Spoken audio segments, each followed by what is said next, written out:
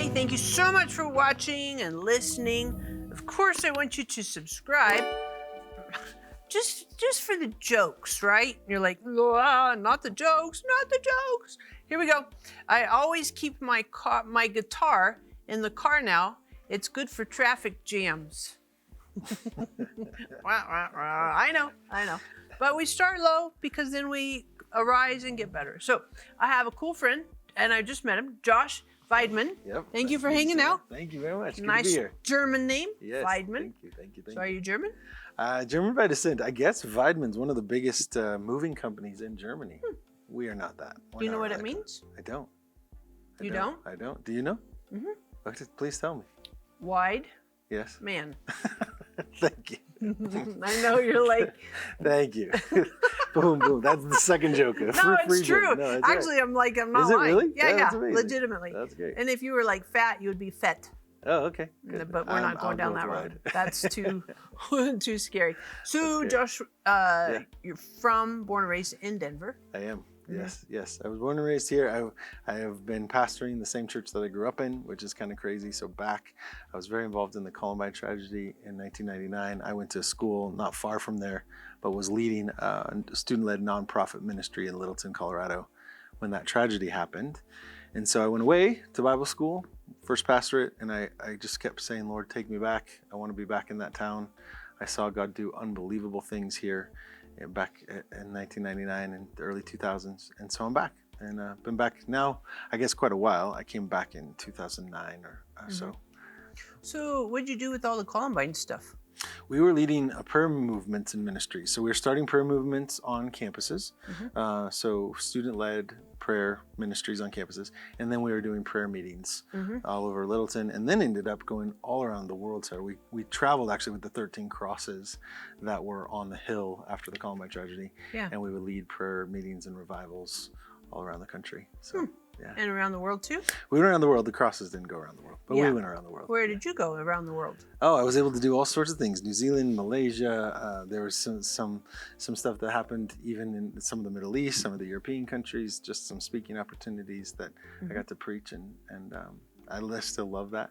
Travels in my blood because I want to continue to see the gospel go forth around the world. So, yeah. Where do you like to travel? Oh, Israel's my favorite. Yeah. And so I've been traveling to Israel and taking tours over there since 2012. Wow. So I love leading people to the Holy Land, not only to see the ancient biblical sites, but to be there for the people. You know, there's people there that desperately need the truth of the gospel, both Jew and Palestinian. And so I love going there and being a part of ministry there. You have kids? I have 6 kids. 6? Yes. I have a kid. Wow. Yeah, a kid that's 13, a kid that's 2, and a whole bunch in between. So yeah. Oh my goodness. So then the one that's like 13, where are they going to school? He goes to the Armory Christian Academy. So it's a classical school here in Denver. So he's there. Actually, 4 of our kids are there right now. So yeah. That's cool. Yeah. It's loud at our house. Extremely loud. I guess, right? Noise canceling headphones, yes, maybe? But it's wonderful. Did you take any of them to Israel with you? You know, we have a kind of a family rule that when you turn 10, you Yeah. get to go to Israel. Can't go before 10, although we've broken that with one kid that got to go early. But it's 10 is kind of their rite of passage to be able to go. So I was supposed to be there this year, but with everything that's happened, we're not going to be able to go. But so my daughter was supposed to turn 10 in Israel.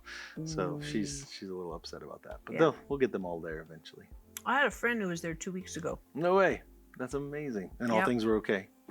Yeah, she was there doing humanitarian work. Okay, like great. on the border of Gaza. Yeah, that's what I want to do. And doing some pretty amazing things. I wanted to go like October 7th last year. I just want to get there as fast as I can, but it hasn't been right yet. So I'd like to go help out. I get you. Amazing. Yeah. Favorite kind of food? Oh man, Middle Eastern. Could you have guessed? Gotcha. Give me a good gotcha. give me some food from the Middle East. I think that's my favorite. So yeah. And if you could pick one moment in your life where you could go back and look at it from the outside and watch it, what would that one moment be?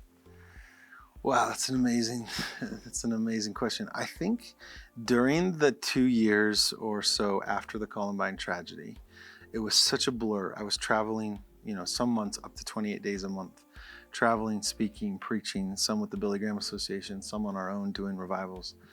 I wish I could go back and just play all that on slow motion. Like you said, just watch it from the outside, because God was doing so many amazing things through that whole season.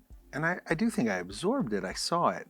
But when you're just, when you're doing ministry back to back to back, sometimes you're not numb to it by any means. I don't mean that, but it's like drinking from a fire hydrant. It's so much good to take in. Mm-hmm. And so I wish I could go back and watch that season of ministry, but just slower, just absorb it. But I still relish those memories and look back at that and go, God was so good, moving in mighty ways. I wouldn't be who I am today and ministering today if it wasn't for the way I saw God move in my life during that time. So, yeah. So did you grow up like in a Christian home? I grew up, my parents, my mom was raised in a Baptist home, my dad in a Catholic home. They kind of met in the middle. I started attending a non-denominational church right about the time that I was born. And then a few years later is when they would explain they kind of gave their life to Jesus Christ.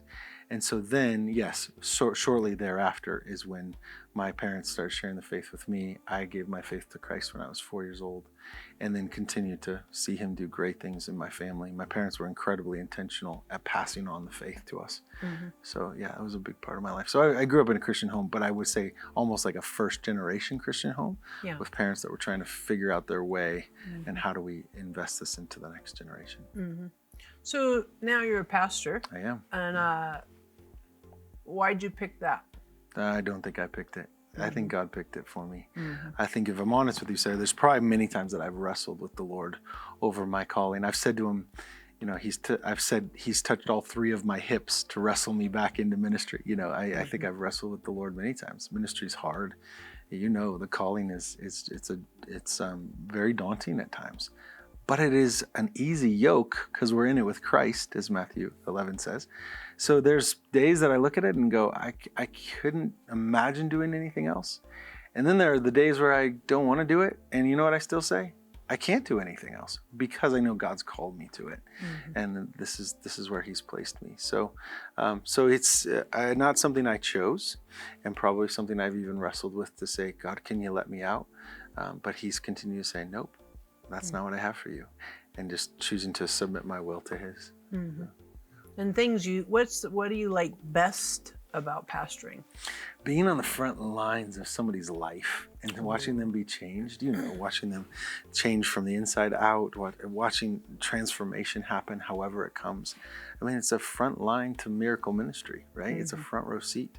So that's amazing. Mm-hmm. Whether it's in private, like in an office, you're just talking and you watch somebody be changed, or in public gathering, you watch somebody be changed.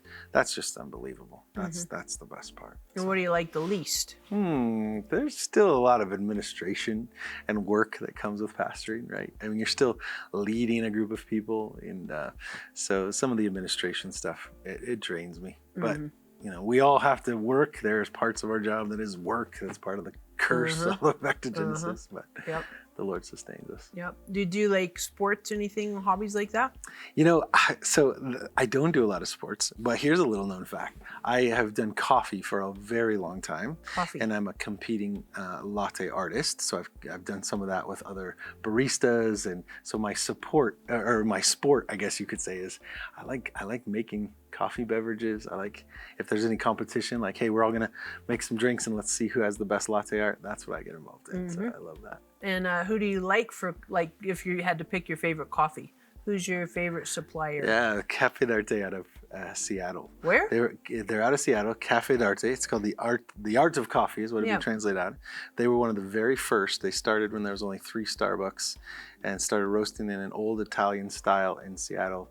It's an amazing coffee, and so I love Cafe d'Arte. Yeah. So I drop ship it to my house just to keep the supply going. Seriously? Yeah, I love it. That's pretty cool. Have you heard of Sweet Bloom? Yes, I have. That's a local one. Yeah, yeah. And I've been over to their roaster. Yep, I sure have. I like them. I was there a little bit a few days back. Oh, that's great. That's great. That's kind of my go-to. That's great. What's your favorite drink?